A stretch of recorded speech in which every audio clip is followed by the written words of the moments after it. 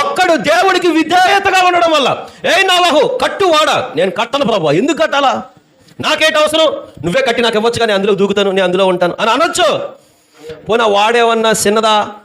నోవాహు తన కుటుంబానికి సరిపడదా? కాదే. ఎంత?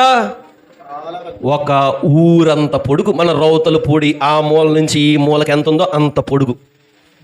అంత పొడుగు ఉన్న వాడ నోవాహు తయారు చేయాలా? ఎన్ని సంవత్సరాలు పడుతుంది?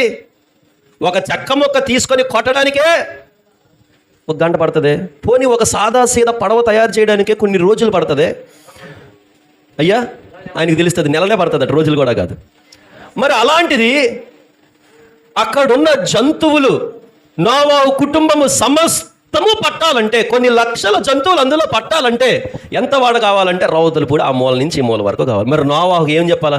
అంత చేయడం నా వల్ల కాదులే ప్రభువా, అంత వాడ నేనెక్కడ చేస్తాను, నాకు కుదరదు ప్రభువా అని అవిధేయత కలిగి మాట్లాడాడా?